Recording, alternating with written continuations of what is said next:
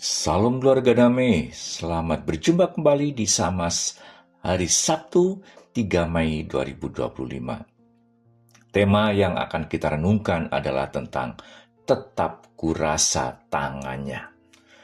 Ayat yang mendasari kita adalah dari Wahyu 3 ayat yang ke-20 serta Lukas 24 ayat yang 30 dan 31. Saya akan membacakan dari Wahyu 3 ayat yang ke-20 terlebih dahulu. Lihat, aku berdiri di muka pintu dan mengetok. Jikalau ada orang yang mendengar suaraku dan membukakan pintu, aku akan masuk menemui dia dan makan bersama dia dan ia bersama aku. Sedangkan Lukas 24 ayat 30 dan 31 seperti berikut. Waktu ia duduk makan dengan mereka, ia mengambil roti, mengucap berkat, lalu memecah-mecahkan dan memberikannya kepada mereka. Ketika itu terbukalah mata mereka dan mereka pun mengenal dia. Tetapi ia lenyap dari tengah-tengah mereka.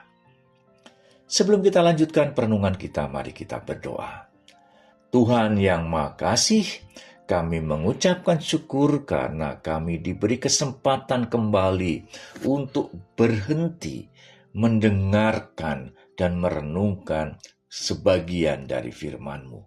Berkatilah kami agar kami dapat mengerti firman yang Kau beritakan pada pagi hari ini dalam kehidupan kami semua. Amin. Keluarga damai yang terkasih, judul renungan yang kita pakai pada hari ini sebetulnya saya ambil dari sebuah lirik lagu tentang Tenanglah Kini Hatiku, yaitu dari Kidung Jemaat 410. Joseph Henry Gilmore, seorang pendeta muda dan dosen, pada tahun 1862 memberikan khotbah tentang Mazmur 23, khususnya ayat tentang Ia membimbing aku di jalan yang benar oleh karena namanya. Khotbah itu disampaikan di sebuah gereja baptis kecil di Philadelphia. Setelah berkhotbah, ia dan beberapa teman berkumpul di rumah salah satu jemaat. Dia mengadakan sebuah percakapan, dan di tengah-tengah percakapan mereka, Gilmore mengungkapkan betapa dalamnya makna kalimat "He leaded me" atau "Ia membimbingku". Baginya, terutama dalam masa penuh ketidakpastian akibat perang saudara Amerika yang sedang berlangsung, ia merasa kata-kata itu adalah seperti penyertaan Tuhan dalam hidupnya. Kemudian dia menuliskan pemaknaan itu ke dalam sebuah puisi dengan judul He Leads Me. Puisi kemudian diubah menjadi sebuah lagu oleh komponis terkenal saat itu, yaitu William Bradbury. Lagu diterjemahkan dalam bahasa Indonesia menjadi Tenanglah Kini Hatiku. Gilmore menulis puisi karena merasakan penyertaan Tuhan dalam hidupnya. Pertanyaannya adalah, apakah kita juga merasakannya?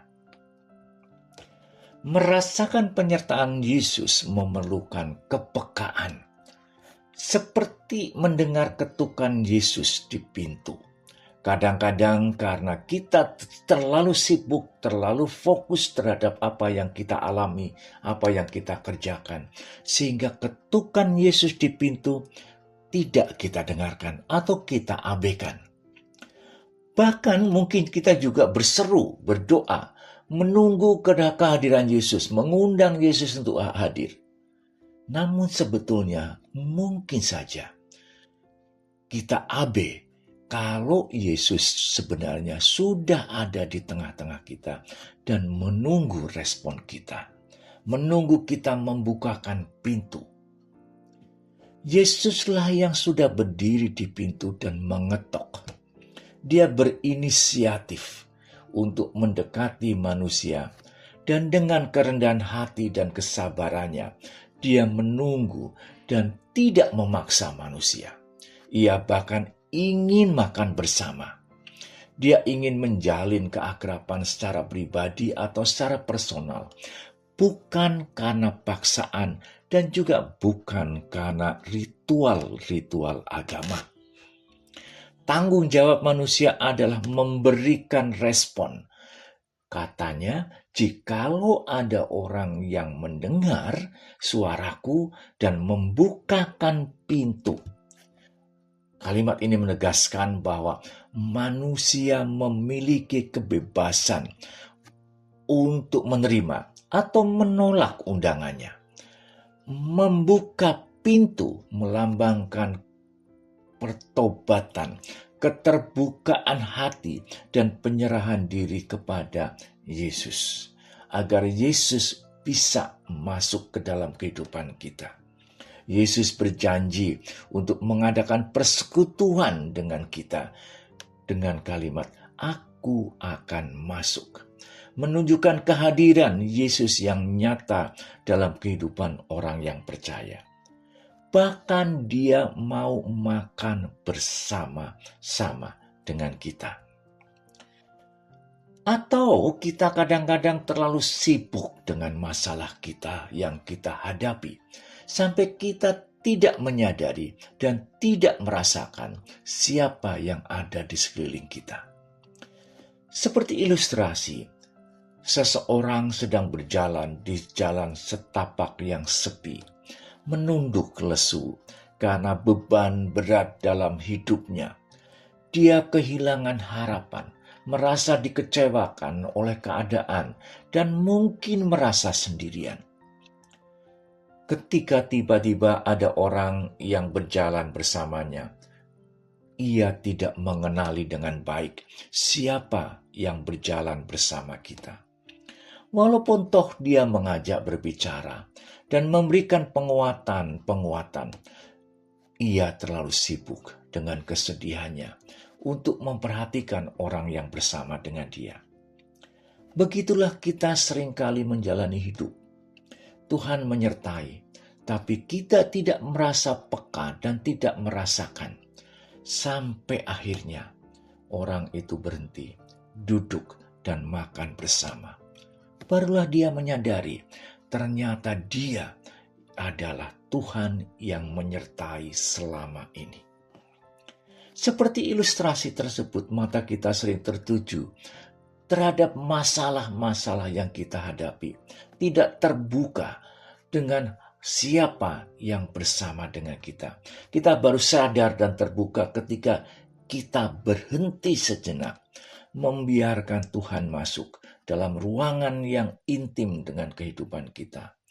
Kepekaan rohani tidak tumbuh dengan di tengah-tengah hiruk pikuk kita, tetapi kepekaan rohani tumbuh ketika kita berhenti sejenak, kemudian mempersilahkan Tuhan masuk, mengadakan persekutuan, dan kehadirannya sungguh kita sadari. Tuhan selalu hadir. Pertanyaannya adalah, apakah hati kita cukup peka untuk mengenalinya? Berhenti sejenak dari kesibukan memikirkan masalah, membukakan hati dan pikiran untuk mempersilahkan Roh Kudus masuk dalam kehidupan kita menjadi sebuah cara untuk merasakan penyertaan Tuhan. Bukan berarti masalah langsung selesai, namun kita menjadi punya harapan untuk menyelesaikan masalah karena Tuhan akan berjalan bersama kita. Secara pribadi saya merasakan penyertaan Tuhan tidak melalui kejadian-kejadian yang fenomenal atau spektakuler, tetapi melalui kegiatan keseharian. Saat saya harus menyelesaikan studi saya S3, saat saya bekerja, saat saya membangun rumah tangga, membesarkan anak sampai mereka bisa mandiri, saya merasakan Tuhan menyertai saya. Tuhan hadir melalui orang-orang di sekitar saya.